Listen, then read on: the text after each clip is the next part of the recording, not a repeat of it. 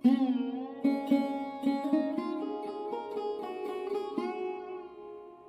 Morning বন্ধুরা, তোমরা সবাই কেমন আছো? আমি ভালোই আছি। আমি অপর্ণা তোমাদের সাথে চলে এসেছি আজকে একটা ব্লগ নিয়ে। আর এই ব্লগটা হচ্ছে আজকে কিন্তু একটা বৃষ্টির দিনের ব্লগ। বৃষ্টি হচ্ছে বাইরে, তো আজকে আর বরমশাই কাজে যায়নি। অনেক দূর যেহেতু কাজে যেতে হয় আর ভিজে যাবে, রেনকোট পরে গেলেও অনেকটা দূরই গাড়ি চালিয়ে যেতে হয়। আর এক একদিন বৃষ্টি জোর হলে এরকম কাজে যায় না আর কি। তো তার জন্য দেখো আজকে বাড়িতেই আছে। আর ওরা উঠে কিন্তু ছেলে বর সব চা খেয়ে একটু ফাঁকের দিকে চলে গেছে ছাতা নিয়ে ঘুরতে। আর আমি তখন কাজগুলো সব গুছিয়ে নিচ্ছি। আর ওরা ফাঁকে না গেলে কাজগুলো ঠিক করার আমার এনার্জিও ঠিকঠাক থাকে না, জানো তো। ঘরে বসে থাকলে কাজগুলো গুছিয়ে কিন্তু করা যায় না। তো আমি কিন্তু জানলাগুলো সকালবেলা উঠে খুলতে পারিনি যেহেতু, তাই আগের থেকে আর খোলা হয়নি। আজকে এই খুলে দিলাম, দিয়ে জানলাগুলো খুলে সব কিছু কিন্তু এবার কাজ গুছিয়ে নেবো। জানলাগুলো খুলে দিলে কিন্তু ঘরের কী হয় বলো তো, নেগেটিভ এনার্জিগুলো কিন্তু বেরিয়ে যায়। রাত্রে দেখবে একটা ঘরে যেন জানলা বন্ধ থাকলে দম বন্ধ করা, একটু গরমও হয় কিন্তু কিছু করার নেই, জানো তো। এত মশা ঢোকে রাত্রিবেলা যদি জানলাগুলো খোলা থাকে, তো তার জন্য রাত্রিবেলা জানলাগুলো বন্ধ করেই শুতে হয়।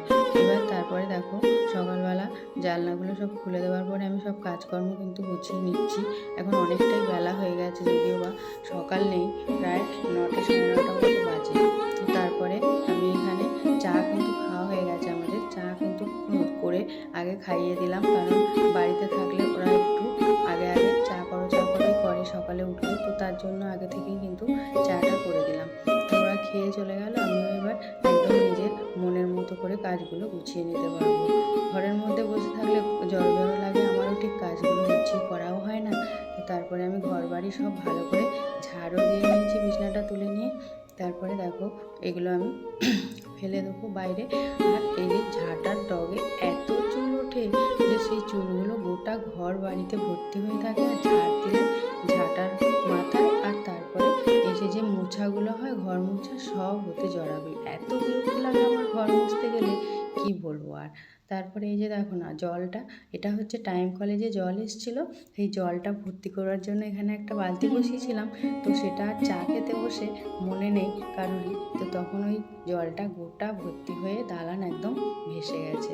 তার জন্য ভালো করে মুছে নিচ্ছি। এগুলো কিন্তু জলটা আমার খুব সহজেই বেরিয়ে যেত যদি দেয়ালের গায়ে যে ছেদাটা রেখেছে একটু ছিদ্র, সেটা একটু যদি বড় রাখতো মিস্ত্রিরা। এমন ছোট্ট মতো রেখেছে, দেখো দেখতেই পাচ্ছ তোমরাও, দেখো দেয়ালের গায়ে দেখা যাচ্ছে ওই ছিদ্রটা না একটুখানি বড় রাখলেই কিন্তু জলটা ভালো করে বেরিয়ে যেত। এত ছোট যে জলটা পাস হতে চায় না ভালো। তো তার জন্য মুছেই সব জলটাকে তুলতে হলো, আমার অনেকটাই সময় লেগে গেছে। তো তারপরে এই যে জানলাগুলোকেও আমি কিন্তু ভালো করে একদম পরিষ্কার করে নিলাম। জানলাগুলোর উপরগুলোতেও ধুলো পড়ে যায়, রোজেরই মুছি। এত ঘর বাড়িতে যে কোথা দিয়ে ধুলো আসে বুঝতে পারি না। তাও বর্ষাকাল, গরমকাল হলে তো আর কোনো কথাই নেই। তারপরে বাসি জামা কাপড়গুলো খোলা ছিল, সেগুলোকেও ধুয়ে দিচ্ছি খুব ভালো করে। এগুলোকে ধুয়ে আর বাইরে তো মেলতে যেতে পারবো না, বৃষ্টি হচ্ছে। তো সিঁড়ির ওপরে একটা দড়ি আছে খাটানো, সেই দড়িটাতে দিয়ে দেবো জামা কাপড়গুলো। তো জামা কাপড়গুলো চলো দিয়ে চলে আসি, তোমাদের দেখিয়েও দিই কোথায় দিই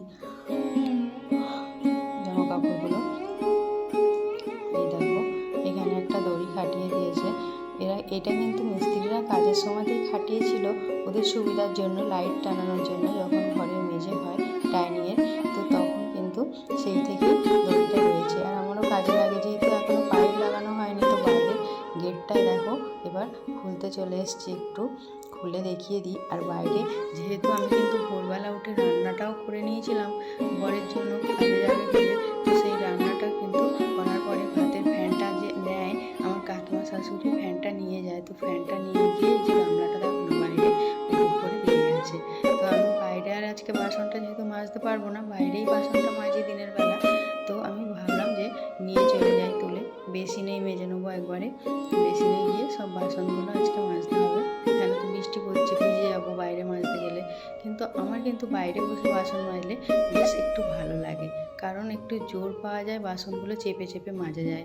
বেসিনের ক্ষেত্রে আমি যেন ঠিকঠাক মাজতে পারি না, জানো তো একদম। তাও মাজতে হয়, কিন্তু জোরটা যে একটা চেপে মাজা হয় ভালো করে বাসনগুলো, দেখবে সেই জোরটা বাইরে বাসন তারা ঠিকঠাক বুঝতে পারবে না।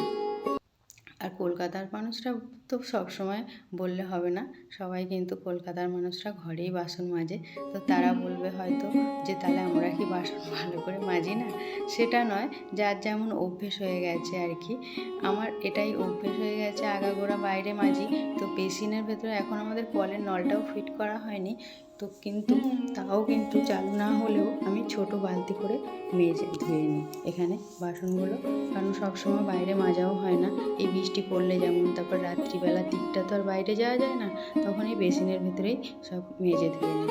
তো তারপরে দেখো ভালো করে বেসিনটাও আমি একটুখানি সাবান দিয়ে ভালো করে মেজে নিলাম। বেসিনটাকেও রোজ রোজ মেজে নিলেই কিন্তু পরিষ্কার থাকে ভালো। তারপরে গ্যাসটাকেও মুছে নিয়েছি। তারপরে স্নান করে আমি চলে এসেছি। এসে এই যে দুপুরবেলা দেখো আবারও জল চলে এসছে টাইম কলে, তো জলটা ভরতে দিয়ে আমি কিন্তু এখানে কুমড়ো শাক ভাবলাম একটু করি। শাক যেহেতু খেতে ভালোবাসে বরমশাই, তো আজকে যেহেতু বাড়িতে আছে, সকালবেলা তো আর কুমড়ো শাক করিনি, ডিমের তরকারি করেছিলাম আর ভাজাভুজি করেছিলাম একটু। তো ভাবলাম একটু শাকও করি, তাহলে ভালোই খাবে। তো তার জন্য মাছের মাথাটাও ছিল ফ্রিজে।